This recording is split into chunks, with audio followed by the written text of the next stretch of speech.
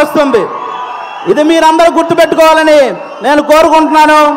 అలాంటి బాలయ్య బాబు గారు ఈరోజు మా ఈవెంట్కి రావడం నిజంగా మా అదృష్టం. Thank you sir, thank you so much.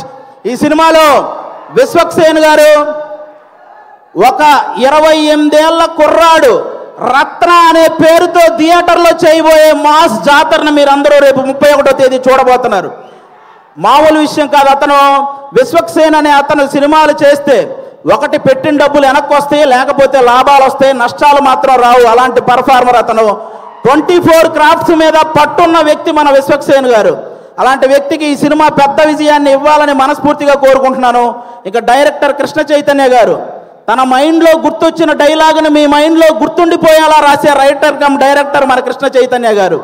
మనందరికీ త్రివిక్రమ్ గారు అంటే చాలా ఇష్టం.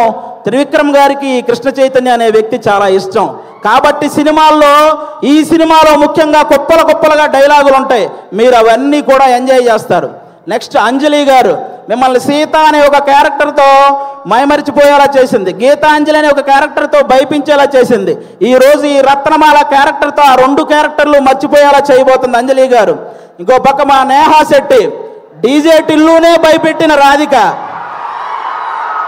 ఈ సినిమాలో రత్నాకి భయపడబోతున్న బుజ్జి. ఈ సినిమాలో రత్నాకి భయపడబోతున్న బుజ్జిలాగా తను చూడబోతున్నారు.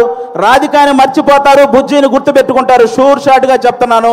ఈ గ్యాంగ్స్ ఆఫ్ గోదావరి సినిమాతో మీ అందరికి ఇంకో మాట కూడా చెప్తాను. ఒక హీరోని అభిమానిస్తే ఇంకో హీరోకి వ్యతిరేకమేమో అనుకునే వాళ్ళందరికీ నేను చెప్తున్నాను, మాకు తెలుగు సినిమా అంటే పిచ్చి, తెలుగు హీరోలంటే పిచ్చి. అందరినీ అభిమానిస్తాం, అందరినీ గౌరవిస్తాం. తెలుగు సినిమా బాగుంటే టోటల్ అందరం బాగుంటామని భావిస్తాం. అలాంటి ఈరోజు మీరందరూ కూడా ఈ సినిమాకి వచ్చి మా సినిమాని ఆశీర్వదించడానికి వచ్చినందుకు థ్యాంక్ యూ సో మచ్. అలాగే ఈ మధ్య థియేటర్కి జనాలు రావటం కొంచెం తగ్గింది.